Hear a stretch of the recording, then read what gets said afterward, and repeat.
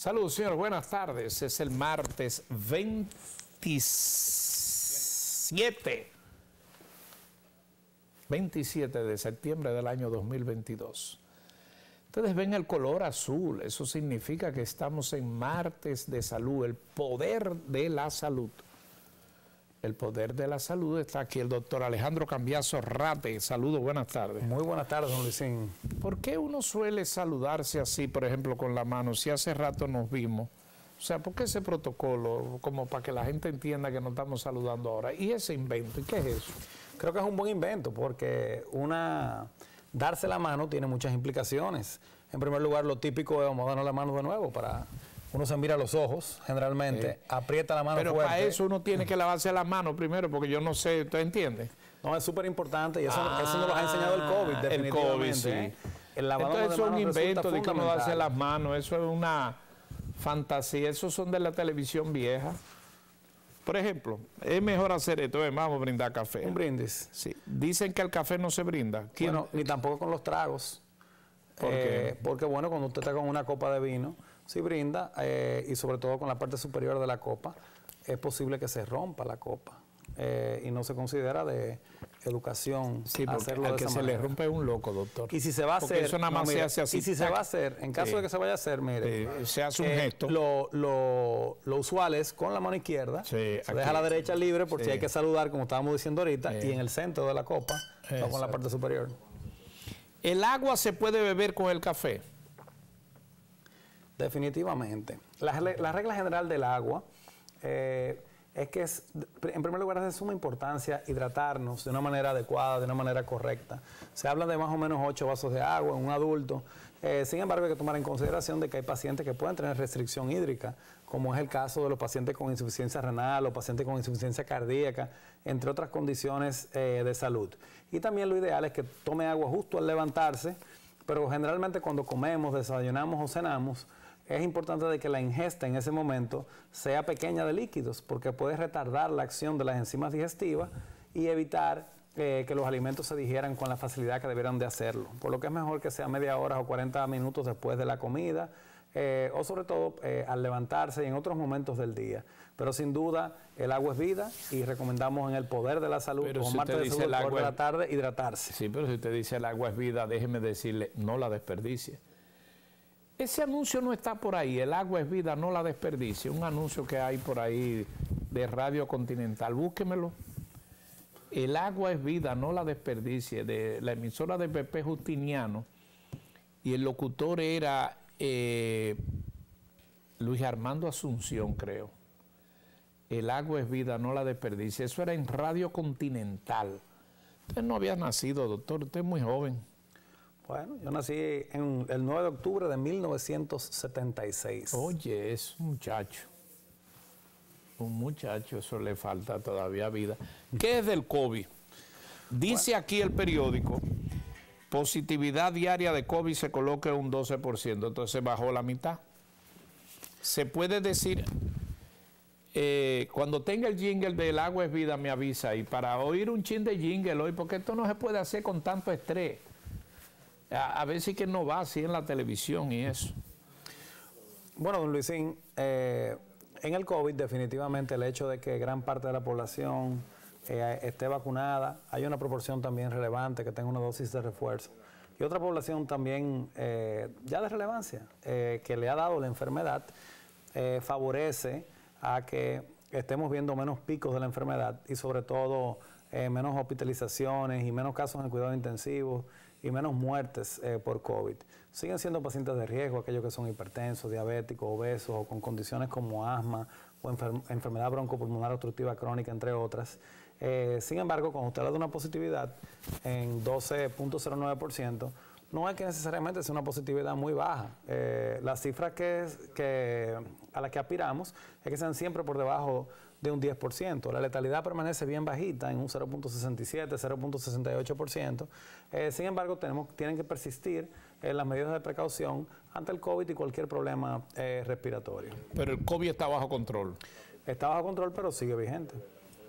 ¿Y cuándo terminará ese COVID? ¿Cuándo podremos decir libre de COVID? Bueno, se está hablando de que ya la Organización Mundial de la Salud primero quiere que seamos cautos, que no se baje la guardia de la vigilancia epidemiológica de la enfermedad y sobre todo de ante la presencia de síntomas, continuar el testeo. Pero se está hablando ya de que próximamente vamos a dejar esta fase pandémica y vamos a seguirle prestando atención. Porque la pandemia todavía se mantiene. Pero sí, pero en adición a seguirle prestando atención, se han descuidado muchas enfermedades crónicas no transmisibles, sobre todo como es el caso de la hipertensión, la diabetes o patologías como el cáncer. O sea, atendiendo una cosa se desatiende otra. Entonces, se han dejado de brindarles asistencia cercana a muchos programas de vacunación de otras enfermedades. Pero fíjese usted, doctor. Y mucha gente por miedo no iba a los centros de salud. Claro, pero la positividad andaba en 20 y pico, ahora sí está en 12, que la mitad bajó. Bueno, andaba en distintos periodos, ha llegado hasta 20 y tantos %, sí. La positividad. En 12 puntos y pico se considera que se encuentra estable y definitivamente la enfermedad está bajo control. Pero eso no quiere decir que no tengamos que tener una vigilancia epidemiológica. Y luego de... Pero un momentico, ahí yo quería llegar con usted. Mire, hace mucho que no oigo que nadie diga que tiene COVID.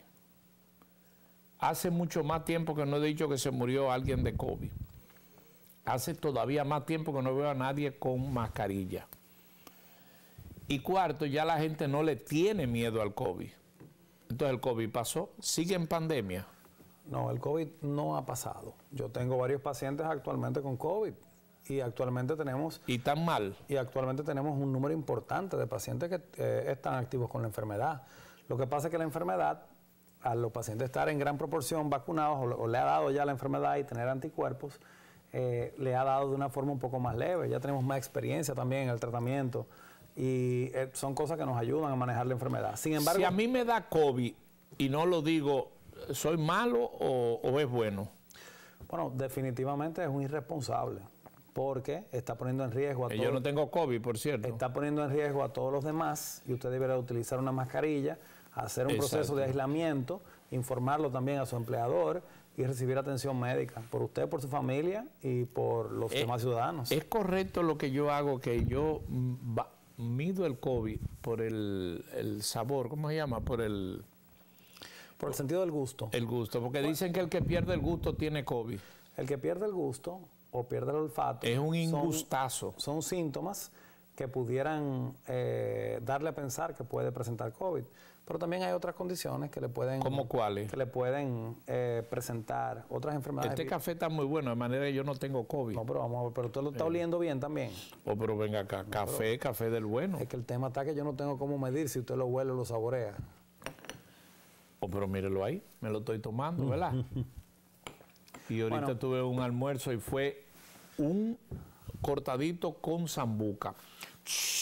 Y no le eché azúcar. Un delicatessen. ¿Cuál es el nombre? ¿Le dicen carajillo? No, carajillo es con coñac. Ah, es con coñac. De acuerdo. Pero este es sambuca. ¡Pantic! Bueno, ahora, y sobre todo después de una tormenta, como es el caso de Fiona, tenemos que estar muy vigilantes para enfermedades como el dengue, la malaria, enfermedades como la leptospira. Doctor, ¿a usted le dio dengue alguna vez? Como el cólera, entre otras enfermedades. ¿A usted le dio dengue? Sí, creo que en una ocasión. ¿Y el dengue qué? ¿Una fiebre? ¿Qué es el dengue? Se llama fiebre del dengue porque su síntoma cardinal es precisamente la fiebre. Pero es una enfermedad exantemática, tropical, endémica, sobre todo. En República Dominicana se transmite a través de la picadura de un mosquito, que es el Aedes aegypti. Y es el mosquito, sobre todo hembra, el que transmite... ¿Cómo diantre yo sé cuándo un mosquito es hembra y cuándo es varón? La verdad que es bien difícil. Y hay pacientes inclusive que han matado mosquitos y me han mandado fotos, don Luisín, del mosquito para que yo le diga si es el mosquito del dengue o no. O sea que, por favor, yo no tengo conocimiento cuando un mosquito es varón. El que le mandó eso es un chistoso. Pero sí, me ha sucedido en más de una ocasión. Y además... reitero, el mosquito de Aedes aegypti tiene varias características. Una, que en las patitas tiene unas pinticas blancas. ¿Y quién se fija en eso? El señor director lo puede poner en pantalla, un mosquito Aedes aegypti. Y podemos ver esas patitas blancas de ese mosquito. Es la hembra la que transmite la enfermedad porque requiere la sangre acá, para que se alimenten los huevos. ¿Y cuál yo sé cuál es? ¿Ese hembra o es varón? Huevos. no, ahí vemos las pintitas blancas y sabemos que es, ¿verdad?, un Aedes aegypti, pero identificarla en caso de que sea hembra o varón es un poquito difícil. ¿Y a qué hora es la copulación o la relación sexual entre un mosquito y una mosquita? Bueno, lo que hablamos es que la picadura de estos, en primer lugar, tenemos que evitar los criaderos, que se forman sobre todo en agua Porque posada. el mosquito le encanta el agua. A través, y sus crías se forman en el agua. Entonces tenemos que evitar lo que son las llantas que toman agua, las latas vacías o los posaderos de agua que favorecen a que se formen estos criaderos de mosquitos y luego se transmita la enfermedad. ¿Pero para qué sirve un mosquito? Un mosquito no es bueno en nada. Acuérdese que también, cuando usted me pregunta sobre las relaciones sexuales de los mosquitos y eso, yo soy médico. O sea, mi formación se basa en los seres humanos. Lo que podemos conversar sobre seres humanos con muchísimo gusto. ¿Y quién puede saber cómo es el tema de la relación sexual entre los mosquitos? Pero sencillísimo, un entomólogo, que sería un especialista entomólogo. En insectos. ¿Un veterinario no sabe de eso? Bueno, tendría que ser un entomólogo. Porque lo primero es, la incultura mía es una cosa terrible. A mí me da $1.000.000 porque yo diga cuál es la mosquita y cuál es el mosquito, y ahí perdí el millón. Bueno, tenemos la ventaja de que hay un 50% de posibilidades, o sea que... para adivinar, así sabe cualquiera. Para adivinar, pero... Sí. Pero nada. Y el mosquito lo único que hace es... Porque yo nunca he visto nada provechoso de un mosquito. No, eso no es así, don Licín. Dígame una cosa buena que hacen los mosquitos. Bueno, una sola. En primer lugar, le voy a decir algo muy malo que hacen y luego vamos a hablar de la cosa buena. Ay, pero las buenas que estoy loco por saber. No, pero la primera, le tengo que decir una muy mala primero. ¿Cuál? ¿Usted sabía que los mosquitos son el animal, el ser vivo, que mata más personas en el mundo? Claro, pues son unos bandidos, son unos desgraciados. Mucho más que usted se va al África y piensa, claro, por ejemplo, el mosquito en los es leones, destructor. los hipopótamos o cualquier... No, el yo no quiero saber de mosquitos. Sin duda, es el líder, pero sobre todo es por la malaria. Correcto, malaria, dengue, chikungunya, salpullido, COVID, fiebre amarilla, fiebre rosada, fiebre roja. Hoy qué vaina de los mosquitos, pero por Dios. Y dígame la buena. No, pero antes de irnos con la buena, yo desconozco la fiebre rosada y la roja. No, eso yo inventando. Quiero hacer un capítulo aquí, o un pequeño paréntesis. Pero sí la amarilla. Entonces no hay fiebre rosada. Dentro pudiese haber, la medicina es tan amplia, pero nunca leyendo los tratados de medicina, no lo he leído, no lo he visto. Sí, yo inventaba. Ahora sí hay fiebres hemorrágicas, sí. Dentro de las cuales está también ¿qué fiebre hemorrágica? Que producen sangrado, sobre todo porque claro, el mismo dengue disminuye las plaquetas. Sí. Hay 4 tipos de virus de dengue, el flavivirus 1, 2, 3 y 4, y sobre todo hay 4 tipos de virus de dengue. Ajá. Cada vez se la ponen más fácil a los muchachos. En mi época nada más era flavivirus 1, 2, 3 y 4, pero ahora también permiten decirle virus del dengue 1, 2, 3 y 4. Así. Esos son inventos de algunos médicos. Dígame en qué bueno el mosquito. Bueno, estamos todos interconectados. Ajá. Todos. Entonces los mosquitos son una fuente importantísima de proteína para los peces, para las ranas. Esas son las moscas, doctor. Mira a lo que yo me refiero. No, pero... Las avispas pican. Las abejas pican, pero dan miel. Bueno, las abejas, no las avispas, sí. Las abejas sí. Pican, pero dan miel. La abeja no pica. Bueno, sí. Se hace un ronche la abeja. Pero la avispa es la que no da miel, pero... No, la avispa no da miel. Exacto, la abeja. Pero la abeja da miel y la abeja pica. Claro. ¿Cuál es la diferencia entre una abeja y un abejón? El tamaño. Bueno, no solo el tamaño, yo nunca he visto un panal de abejones dando miel, don Luisín. No, el abejón lo que hace... Pero, sí. Pero bueno, lo importante de este tema mosquito, sí, es la correlación entre las enfermedades que son transmitidas por mosquitos, que son transmitidas por animales, etcétera, que tenemos que estar muy atentos a ellas, sobre todo en casos de una tormenta. Pues de eso también la leptospira, la orina de las ratas, las enfermedades transmitidas por mosquitos, entre otros. Pero somos parte todos de un gran círculo de la vida, donde estamos interconectados. Por lo que hay definitivamente especies que causan gran daño pero a su vez también tienen una función en el reino animal. Sería interesante nosotros poder invitar a un experto en insectos para que nos converse sobre esos interesantes temas. Porque, por ejemplo, las cucarachas en China se comen, las cucarachas. Bueno, muchos insectos forman parte... pero yo nunca he visto comiéndose mosquitos. De una rutina alimentaria. También ese es un tema que no me apasiona. Mire el doctor Santana lo que dijo aquí, que se come la caca.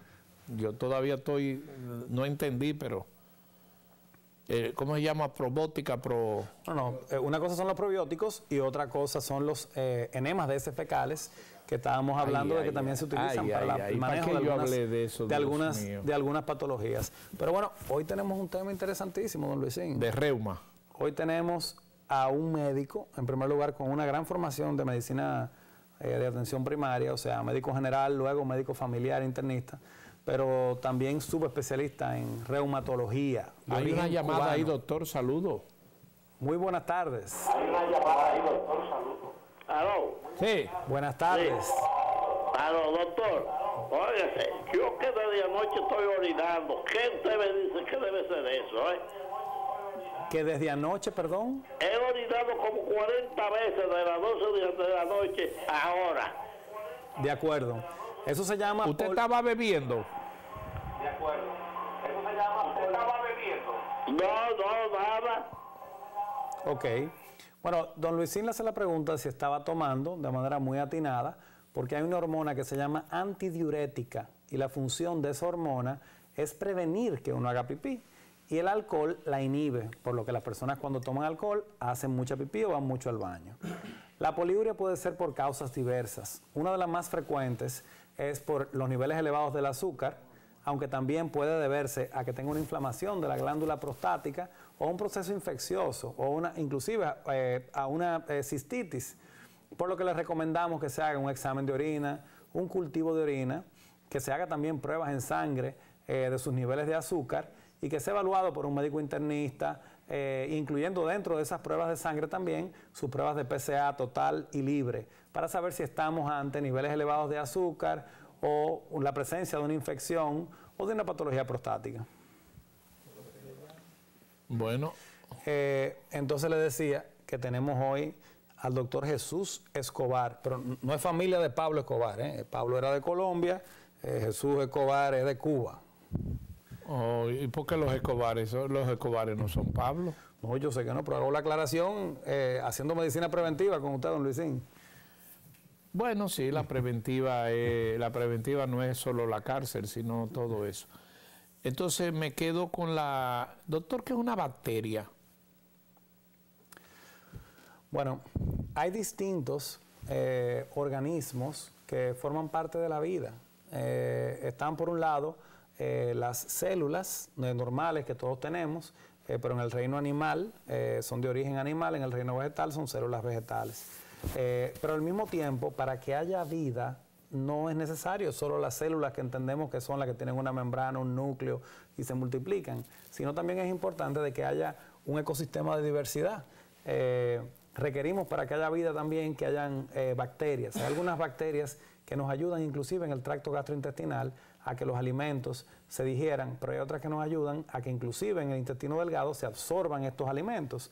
Y es lo que se llama la microbiota, que son todas las bacterias que forman parte natural de nuestro organismo. Pero al mismo tiempo también hay bacterias que cuando hay sobrepoblaciones de estas, o algunos tipos de bacterias que no deben de estar de forma rutinaria en contacto con nosotros, o que sí pueden estar en la piel, pero si tenemos una cortadita y entran dentro de la piel, pueden producirnos infecciones. Y en esos casos es importante saber ante qué tipo de bacteria estamos, haciendo un cultivo, por ejemplo, para saber qué tipo de antibiótico podemos utilizar para contrarrestarlas. Los antibióticos matan las bacterias. A veces cometemos el error que en enfermedades virales damos antibióticos cuando son para matar bacterias, no para matar virus. Para matar virus están los antivirales. Pero también en el organismo hay muchos otros, y en la naturaleza microorganismos que van, como por ejemplo los parásitos, los hongos, quienes también entran en contacto con nosotros. Algunos son saprófitos, algunos son parte de nuestra flora normal, pero cuando se sale de esta población normal o cuando no son de este grupo, requieren tratamientos.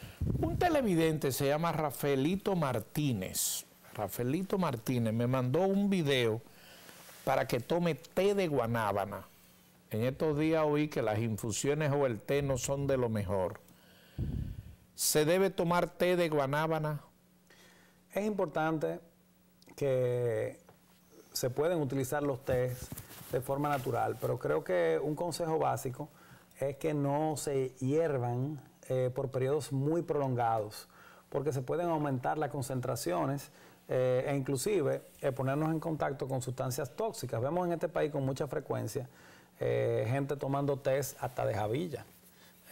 Y son altamente... ¿Por qué al dominicano le gusta inventar tanto? Y son altamente peligrosos y lo utilizan como fórmulas mágicas a veces para patologías como cólicos abdominales, entre otras, o se la dan a niños pequeñitos. Entonces acabamos con esos pacientes en la emergencia teniendo que trabajar, hacerle lavados gástricos, hidratándolos, y la verdad se convierte en un problema importante de salud pública.